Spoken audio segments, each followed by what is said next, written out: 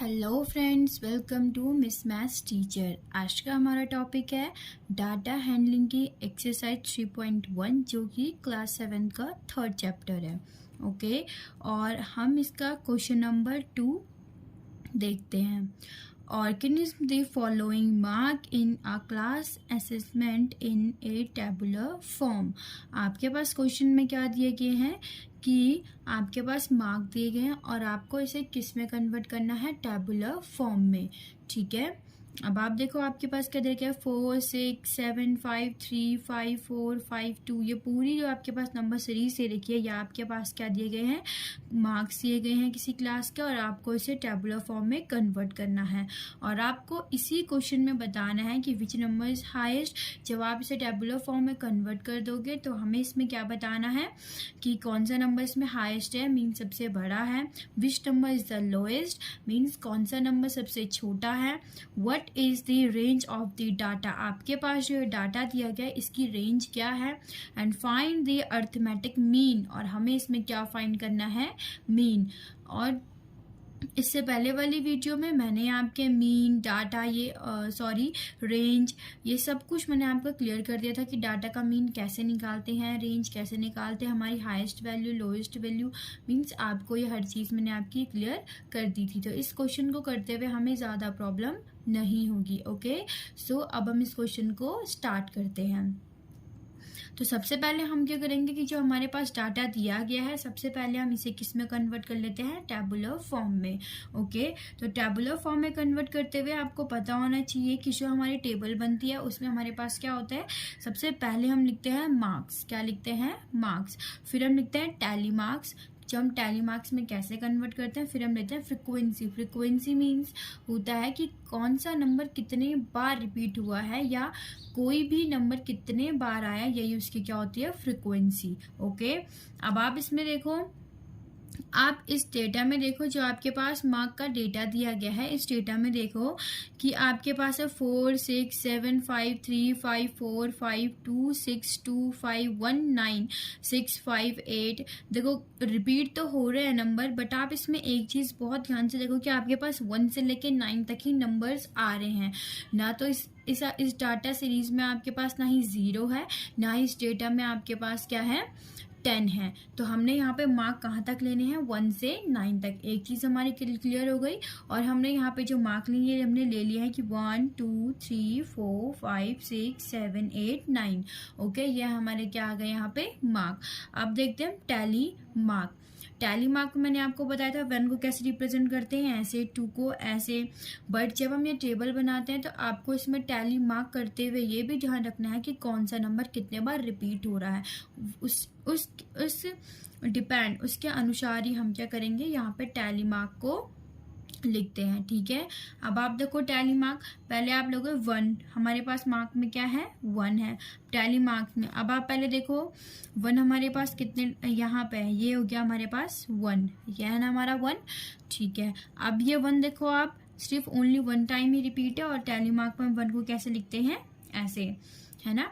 और फ्रीक्वेंसी इसकी भी क्या हो जाएगी, 1। मैंने क्या बताया था आपको, फ्रीक्वेंसी क्या होती है, जो नंबर जितने बार रिपीट होता है वही उसकी क्या होती है, फ्रीक्वेंसी होती है। और जब हम टैली मार्क्स लिख रहे हैं तो साथ साथ अब हम इसकी फ्रीक्वेंसी भी लिखते जाएंगे। ओके, नेक्स्ट आप देखो आपके पास है 2। मार्क में कितने हैं आपके पास, 2 है। तो आप देखो यहाँ पे कहीं 2 है, हाँ, एक ही हो गया आपके पास 1, एक ही हो गया आपके पास 2, मीन्स एक 1 टाइम ये हो गया, सेकेंड टाइम ये हो गया। और आपको कहीं दिख रहे हैं, नो। तो ये हमारे 2, तो 2 को हम रिप्रेजेंट करते हैं ऐसे, और 2 इसकी क्या हो गई हमारे पास, फ्रीक्वेंसी। ठीक है, और 2 को हमने 2 टाइम्स इसीलिए टैली मार्क में दिखाया क्योंकि जो 2 है वो हमारे कितने टाइम है, हमारे पास डेटा में 2 टाइम्स ही है, इसीलिए भी। ठीक है, नेक्स्ट आपके पास आता है 3। अब आप देखो 3 आपके पास कहाँ पे है, ये रहा, या आपके पास 3 है, और आपके पास 3 है कहीं, नो। अब आपके पास 3 नहीं है। तो अब आप देखो 3 को हम 1 2 3 लाइन से रिप्रेजेंट नहीं करेंगे। मैंने क्या बोला था, टैली मार्क्स में 3 को भी हम यहाँ पे भी 1 ऐसे लिखेंगे। क्यों लिखेंगे, क्योंकि 3 भी हमारे कितने टाइम से, ओनली 1 टाइम्स, और इसकी फ्रिक्वेंसी भी कितनी हो जाएगी यहाँ पे, 1। ठीक है, नेक्स्ट आपके पास देखो आता है 4 देखो आपके पास कितने टाइम है, एक हो गया 1, और यहाँ पे है सेकेंड टाइम और नेक्स्ट आपके पास 4 दिख रहा है, ये हो गया आपके पास 3 टाइम्स। तो आपने देखा कि आपके पास 4 कितने टाइम है, 3 टाइम। तो टैली मार्क में कैसे रिप्रेजेंट करेंगे, 1 2 3, और ये इसकी क्या हो जाएगी, फ्रीक्वेंसी। तो फ्रीक्वेंसी भी कितनी है यहाँ पे, 3। ओके, नेक्स्ट आप देखो 5 कितने टाइम है, 1 2 3 4 5। जो हमारा 5 है वो 5 टाइम्स ही है। और टैली मार्क्स को 5 में, जो हमारे पास टैली मार्क्स होता है उसमें हम क्या करते हैं, 5 को कैसे रिप्रेजेंट करते हैं, 1 2 3 4। अब हम इसके साथ एक और कैरी नहीं लेते हैं, मीन्स एक और जो लाइन है वो नहीं लेते हैं, ये इसके ऊपर जाती है 5। ओके, और इसकी जो फ्रीक्वेंसी है वो कितनी हो गई हमारे पास, 5। अब आप देखो 6 कितने टाइम्स है, 1 2 3 4 टाइम्स हमारा क्या आ गया यहाँ पे, 6। तो हम लिख सकते हैं 1 2 3 4, ये हो गया हमारा 6, और यहाँ पे हम लिख देंगे 6। ये इसकी क्या हो गई, frequency. I hope you guys understand, आपको ये चीज़ समझ में आ रही होगी, ठीक है। और टैली मार्क्स जो ये चैप्टर है डाटा हैंडलिंग, अगर आपको इसमें थोड़ा सा समझ में आ गया तो आप इसमें कोई भी क्वेश्चन आसानी से कर सकते हो, ठीक है। नेक्स्ट आप देखो इसमें 7 कितने टाइम्स है, 1, और यहाँ पे तो है नहीं, और यहाँ पे है 2, मीन 7 कितना टाइम्स हो गया हमारे, 2। तो यहाँ पे हम लिख सकते हैं 1 2 टैली मार्क्स में, और इसकी फ्रीक्वेंसी भी कितनी आ गई, 2। अब हम 8 को देखते हैं, तो 8 भी हमारे कितना है, 1। तो यहाँ पे हमारे 1, और इसकी फ्रीक्वेंसी कितनी आ गई, 1। और 9 को देखेंगे तो 9 भी कितने टाइम्स है, 1 टाइम्स। तो ये पहले हम लिखेंगे 9 को टैली मार्क में रिप्रेजेंट करेंगे यहाँ पे, फिर ऐसे, और जो इसकी फ्रीक्वेंसी हो जाएगी वो भी हो जाएगी हमारे पास 1। तो आपने देखा कि जो हमारे पास टेबुलर फॉर्म थी या जो टेबल थी वो हमारी कैसी बनी है, ठीक है। सबसे पहले इस टेबल को बनाने के लिए हमने क्या किया, हमारे पास जो डाटा सीरीज थी हमने वो देखी, हमारे पास कहाँ तक के नंबर दिए गए हैं। तो हमने देखा 1 से लेके 9 तक के हैं, तो हमने मार्क में उसे रिप्रेजेंट कर दिया। फिर हमने देखा टैली मार्क में कैसे रिप्रेजेंट करते हैं वो भी मैंने आपको समझा दिया, फ्रीक्वेंसी क्या होती है वो भी मैंने आपको यहाँ पे अच्छे से समझा दिया है, ठीक है। अब नेक्स्ट हम इसमें देखते हैं, जो हमसे क्वेश्चन में पूछा गया है, विच नंबर्स इज हाईएस्ट। अब आप देखो इसके 1 में कि कौन सा नंबर हमारा यहाँ पे हाईएस्ट है, तो आपका नंबर हाईएस्ट कौन सा होगा, तो आप देखो इसमें हाईएस्ट नंबर कौन सा है, 9, ठीक है। तो अब हम इसको देखते हैं। देखो आपके इसके पहले वाले में, इसके जो आप क्वेश्चन नंबर 2 का जो ए पार्ट है उसमें क्या बोला गया है, विच नंबर इज हाईएस्ट। तो आप लिखोगे यहाँ पे हाईएस्ट, सॉरी यहाँ पे मिस्टेक हो गई, highest number is equal to, highest number क्या हो जाएगा हमारे पास, 9। बस इतना ही आपका क्या हो जाएगा, एक पार्ट का आंसर। नेक्स्ट आपसे सेकंड पार्ट में क्या पूछा गया है, which number is the lowest. क्या पूछा गया था आपसे, which number is the lowest, आपका लोएस्ट नंबर कौन सा है। तो आप देखो इसमें सबसे लोएस्ट कौन सा है हमारे पास, 1 है ना। हमने देखा इसमें लोएस्ट नंबर कौन सा था हमारे पास, 1। तो क्या आ जाएगा हमारा यहाँ पे 1। ओके, नेक्स्ट आपके पास है थर्ड पार्ट में है, what is the range of the data. अब आपके पास जो डाटा दिया गया था आपको उसकी रेंज बतानी है, ठीक है। और मैंने आपको रेंज के लिए बताया था, फॉर्मूला क्या होता है हमारे पास, R is equal to highest value minus lowest value होता है ना। तो हम लिख सकते हैं ऐसे, highest value minus lowest value. अब आप ये, अब देखो रेंज निकालना कितना आसान हो गया हमारा, क्योंकि हाईएस्ट वैल्यू हमने फाइंड कर रखी है, कौन सी है, 9, लोएस्ट वैल्यू 1, जो इज इक्वल टू 8। तो R इज इक्वल टू हमारी रेंज कितनी आ गई, 8। ओके, नेक्स्ट आपके पास इसका लास्ट जो पार्ट है उसमें क्या पूछा गया है कि फाइंड द अर्थमेटिक मीन। आपको इसमें क्या फाइंड करना है, मीन। और मैंने आपको मीन फाइंड करना भी बताया था, मीन को कैसे फाइंड करते हैं, mean is equal to sum of all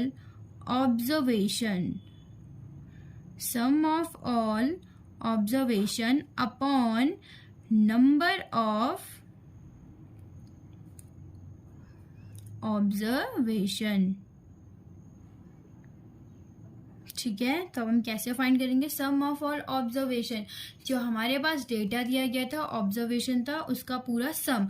तो आप देखो हमारे पास डेटा क्या क्या था, 4 प्लस 6 प्लस 7 प्लस हो जाएगा हमारे पास 5 प्लस 3 प्लस 5 प्लस 4, ठीक है, फिर plus 5 plus 2 plus 6 plus 2 plus 5 plus 1 plus 9 plus 6 plus 5 plus 8 plus 4 plus 6 plus 8, sorry यहाँ पे है प्लस 6 एंड प्लस 7।